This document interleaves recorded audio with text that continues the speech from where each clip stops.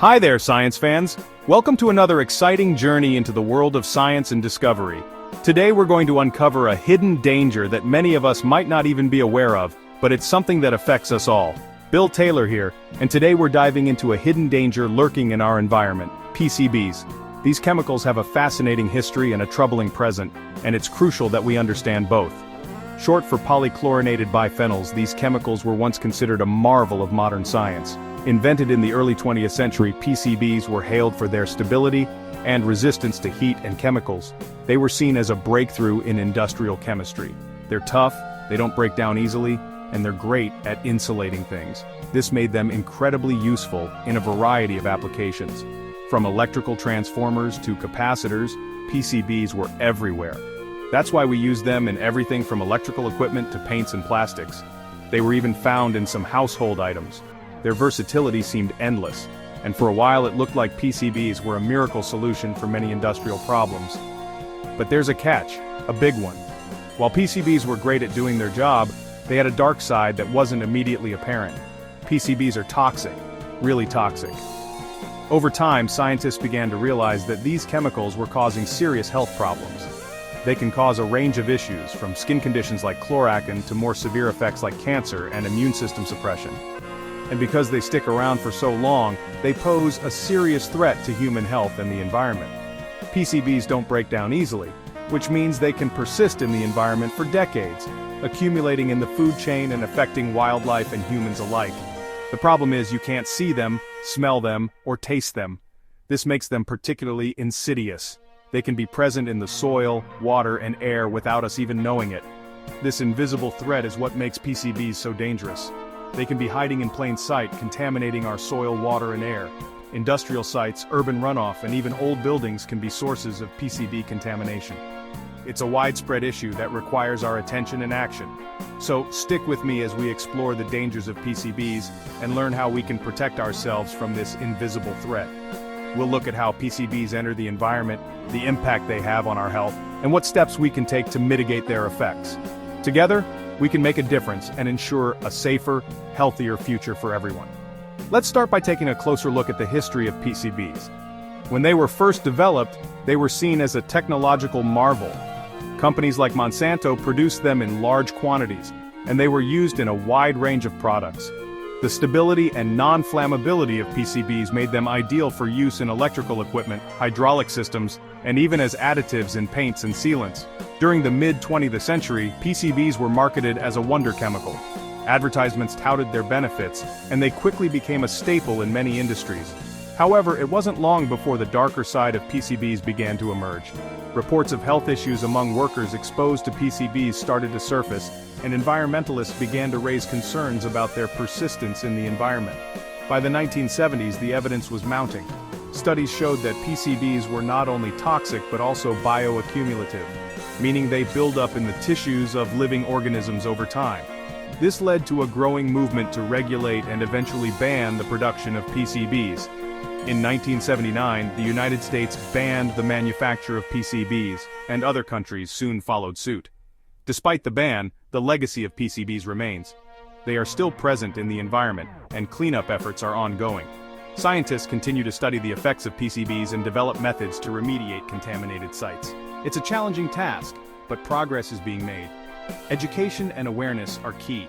By understanding the history and impact of PCBs, we can take steps to protect ourselves and our environment. Community programs and initiatives are helping to spread the word and encourage safe practices.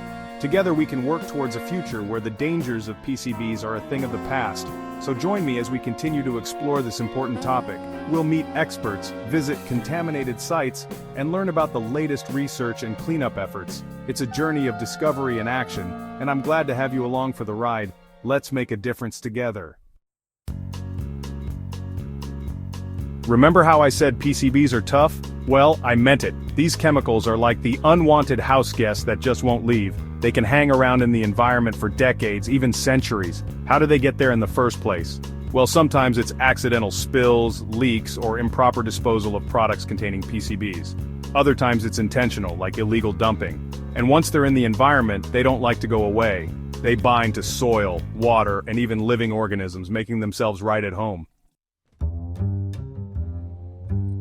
PCBs might not have legs, but they sure know how to get around. They can travel vast distances in the air, hitching rides on dust particles or water droplets. They can also flow with water, contaminating rivers, lakes, and oceans. And because they're so good at sticking to things, they can be carried far and wide on the feathers of birds, the fur of animals, or even the soles of our shoes. Talk about a global traveler. Section 4. Climbing the food chain bioaccumulation of PCBs. This section delves into the intricate and alarming process by which harmful chemicals, specifically PCBs, accumulate in living organisms as they move up the food chain. Here's where things get really scary.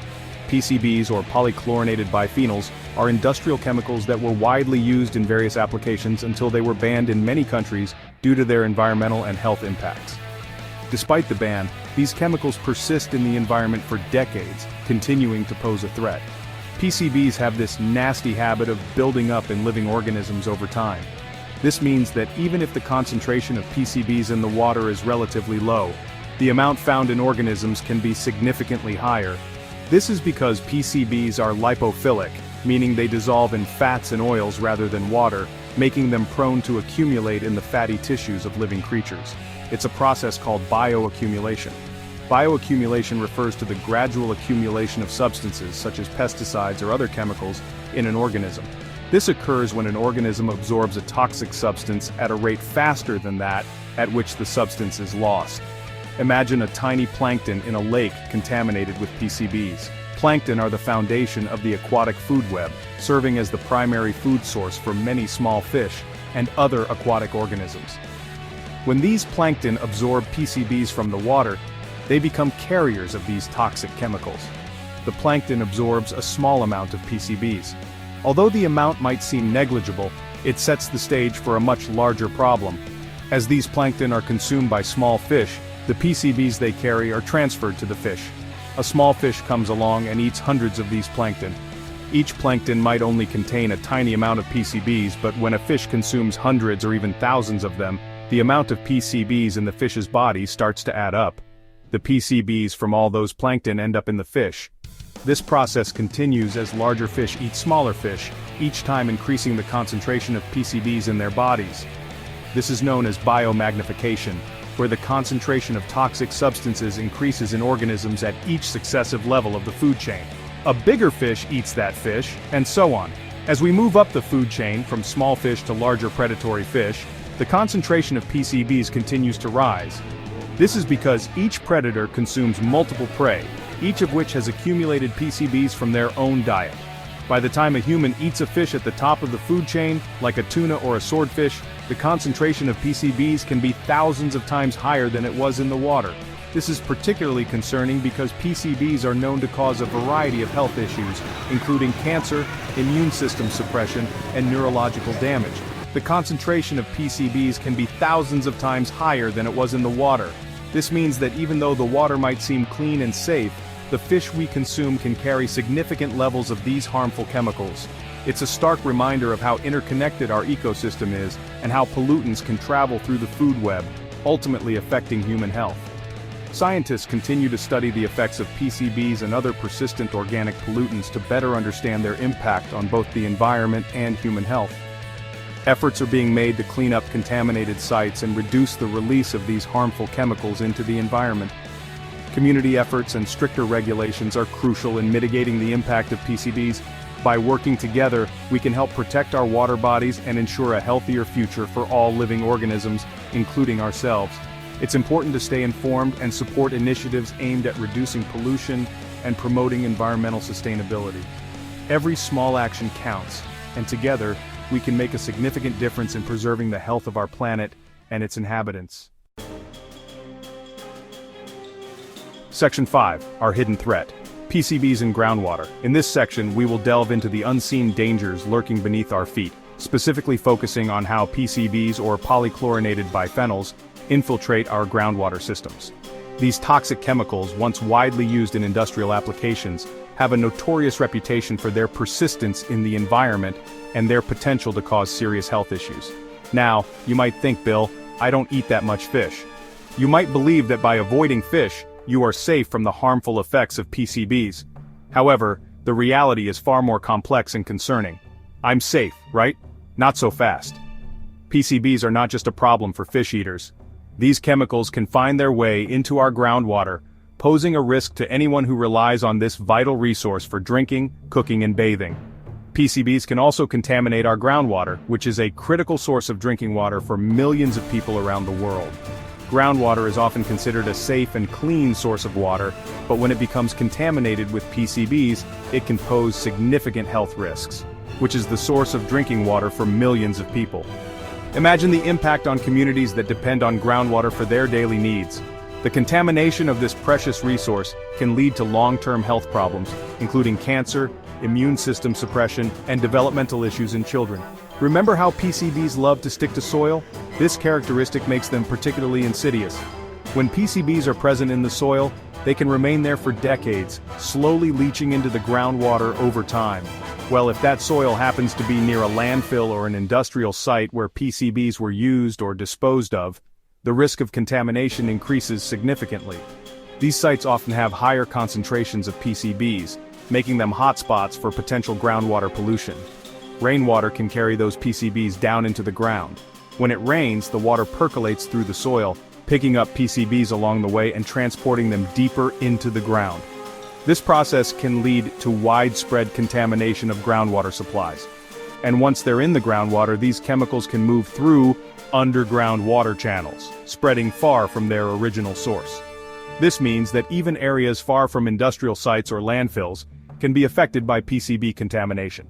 They can travel for miles, potentially reaching wells and other sources of drinking water. The movement of groundwater is a slow but persistent process, allowing PCBs to gradually infiltrate water supplies over time, potentially contaminating wells and other sources of drinking water. This contamination can go unnoticed for years, as PCBs are colorless and odorless, making them difficult to detect without specialized testing. The long-term exposure to contaminated water can have serious health implications, underscoring the importance of monitoring and protecting our groundwater resources. Thanks for watching this video, and please subscribe for more videos pertaining to our environment. In the video description are a couple links to products that can clean your water. Have a great day.